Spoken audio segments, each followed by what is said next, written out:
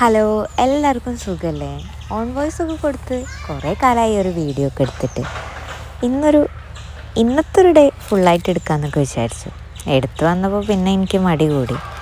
വർക്കില്ലാത്തൊരു day ആണ് ഞാനിങ്ങനെയുള്ള വീഡിയോസൊക്കെ എടുക്കാറ് കേട്ടോ.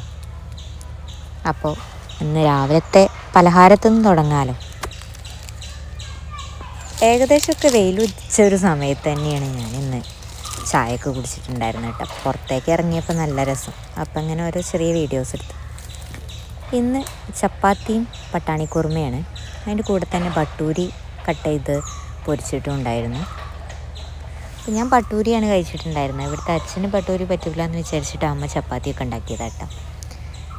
രാവിലെ തന്നെ കാക്ക കൊത്തുന്നത് കണ്ട് അമ്മ ഓടിപ്പോയിട്ട് അതിനാട്ടിയിട്ട് ഒരു ഓമക്കായൊക്കെ കട്ട് ചെയ്തിട്ടുണ്ട്. കറമൂസ എന്ന് പറയും. അപ്പം അത് ഞാൻ കട്ട് ചെയ്ത് ആ കയ്യോടെ തന്നെ കഴിച്ചിട്ടുണ്ടായിരുന്നു. ഇന്ന് അയലയാണ് കേട്ടോ കിട്ടിയത്. അപ്പോൾ അയലയൊക്കെ ഞാൻ തന്നെ നന്നാക്കി, അമ്മ കുളിക്കാൻ പോയിട്ടുണ്ടായിരുന്നു. അപ്പോൾ ഞാൻ തന്നെ നന്നാക്കി എടുത്ത് അത് മുളകൊക്കെ പുരട്ടി വെച്ചിട്ടുണ്ടായിരുന്നു. അതിനിടയിൽ ഞാൻ കുട്ടികൾക്ക് പായസം വേണമെന്ന് പറഞ്ഞിട്ട് 2 ദിവസമായിട്ടുണ്ടായിരുന്നു. വർക്കിനൊക്കെ പോയി ക്ഷീണത്തിൽ എനിക്ക് മടിയാണ്. അപ്പോൾ അതും ഉണ്ടാക്കി. അതിൻ്റെ ഇടയിൽ പായസത്തിന് വെച്ച് ചോറ് അടുപ്പത്ത് വേവുന്നുണ്ടായിരുന്നു, മീൻകറി ആവുന്നുണ്ടായിരുന്നു, അയല പൊരിച്ചിട്ടുണ്ടായിരുന്നു. ഒക്കെ ഇതിനിടയിൽ തന്നെയാണ് നടക്കുന്നത് കേട്ടോ.